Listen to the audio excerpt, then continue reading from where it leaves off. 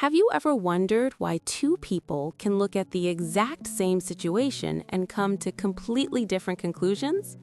Maybe you've noticed that sometimes when something goes wrong, a boss might ask questions in a casual way, but other times they dig so deeply that it feels like they're examining every single detail with a microscope. The difference between these two approaches isn't just about how curious someone is or how serious they seem. It goes much deeper than that. And understanding the distinction between inquiry and investigation can transform not only how you solve problems, but also how you communicate with others, how you learn new things, and even how you navigate conflicts in your personal and professional relationships. In fact, many people use these two terms interchangeably, thinking they mean essentially the same thing, but nothing could be further from the truth. Inquiry and investigation are fundamentally different processes that serve different purposes, follow different pathways, and produce different kinds of results. And today, we're going to explore these differences so thoroughly and so clearly that you'll never confuse them again. By the end of this video, you'll understand not just what inquiry and investigation are, but when to use each one, how they work together, and why getting this distinction right matters so much more than most people realize. So let's begin this journey of discovery together, starting with the foundation, understanding what inquiry truly means. Inquiry comes from the Latin word inquiry, which literally means to seek within or to ask into, and this is exactly what inquiry is. It's an open-ended, exploratory process that begins with genuine curiosity and a desire to learn or understand something. When you engage in inquiry, you're essentially asking questions with the genuine intention to expand your knowledge, challenge your assumptions, and explore ideas from multiple angles without necessarily having a predetermined answer or goal in mind. Imagine you're a teacher in a classroom and a student raises their hand and asks, "Why do plants need sunlight?" If you respond to this question through inquiry, you might not immediately provide a textbook answer. Instead, you might ask counter questions like, what do you think happens to plants when they don't get sunlight? Or have you ever noticed the difference between a plant on a sunny windowsill and one in a dark corner? These questions are designed to guide the student toward discovery and deeper understanding through their own thinking process. The student might then propose their own ideas, perhaps suggesting that plants use sunlight for energy, and you might respond by asking, how would you test that idea? Or what would happen if we gave a plant plenty of water and nutrients, but no light? This is inquiry in action. It's fundamentally about opening up possibilities, generating questions rather than providing answers, and helping people think more deeply about a topic. Another powerful example of inquiry is when a manager notices that a team member seems less engaged in meetings lately.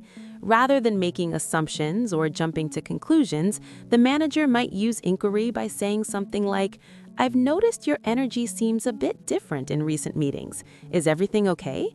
What's on your mind?" This question is open, non-judgmental, and genuinely seeks to understand the person's perspective and experience. It's not trying to prove anything or establish blame. It's simply trying to understand. The key characteristics of inquiry, then, include openness to multiple possibilities, a genuine desire to understand rather than prove, collaborative dialogue between people, flexibility in where the conversation might go, and a focus on learning and growth rather than judgment. Inquiry is also inherently collaborative, meaning it works best when multiple people are involved and contributing their different perspectives, experiences, and ideas. When you're engaged in inquiry with others, you're building understanding together, moving toward truth through dialogue rather than debate.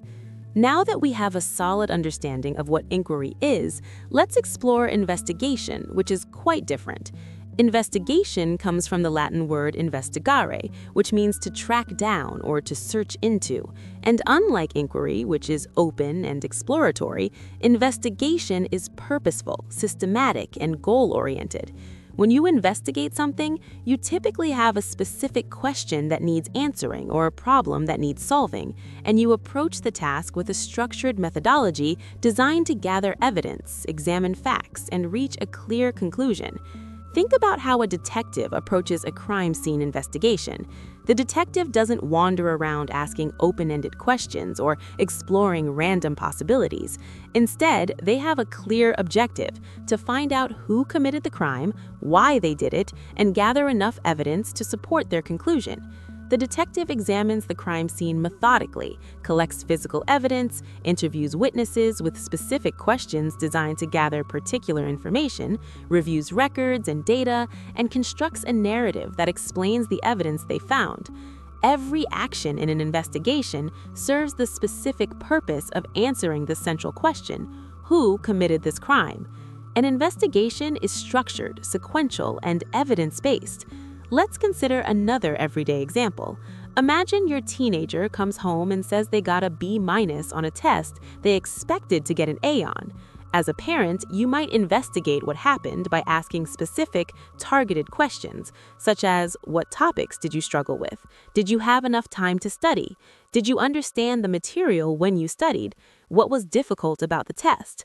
These questions are designed to identify the root cause of the lower than expected grade. You're not exploring possibilities for the sake of learning. You're trying to understand what went wrong so you can address it. You might look at the actual test to see which questions were missed. You might check their study habits, and you might talk to their teacher to get their perspective. All of these actions are systematic steps designed to gather information that will help you understand and solve the specific problem at hand. The key characteristics of investigation include a clear, defined objective or question being investigated, systematic and structured methodology, evidence-based reasoning and analysis, a focus on facts and data rather than possibilities, directional movement toward a conclusion or answer, and typically a conclusion or finding that explains the evidence gathered. Investigations are often more formal and methodical than inquiries, and they frequently involve following established protocols or procedures. Now that we understand inquiry and investigation as separate processes, now let's explore how they're actually different in several important ways. First, let's consider purpose and direction.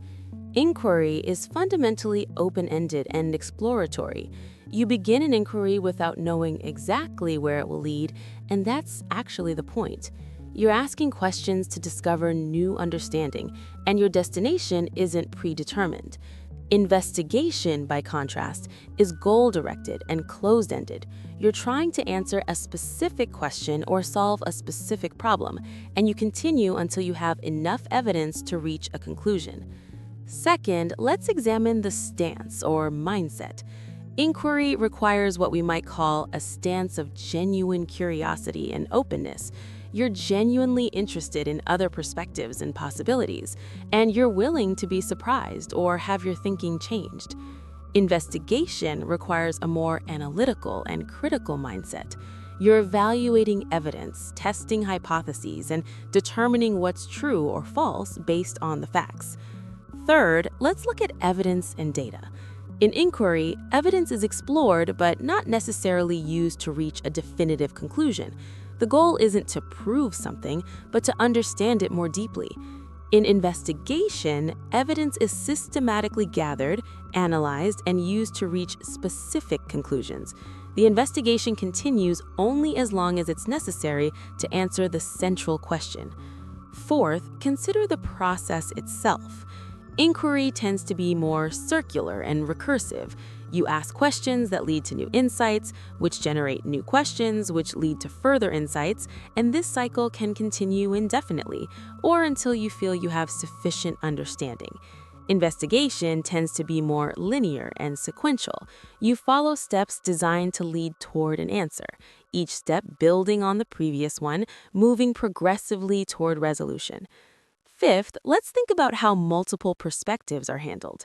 In inquiry, multiple perspectives are actively sought and valued. They're seen as enriching the collective understanding and revealing complexity and nuance. In investigation, multiple perspectives are considered, but ultimately evaluated against the evidence. Some perspectives may be dismissed as unsupported, while others are validated by the evidence gathered. These differences matter because they mean that inquiry and investigation serve different purposes and work best in different situations. When should you use inquiry versus investigation? Use inquiry when you want to deepen understanding of a complex issue, when you're trying to learn something new and want input from multiple perspectives, when you want to build collaborative relationships and mutual understanding, when you're trying to help someone else discover insights rather than telling them the answer, or when you're exploring creative possibilities and you want to open up thinking rather than narrow it down.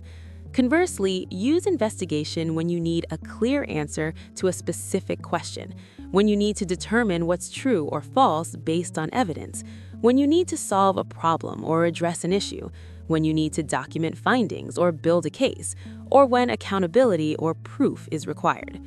The beautiful reality is that inquiry and investigation aren't mutually exclusive. They're complementary processes that can and often should work together.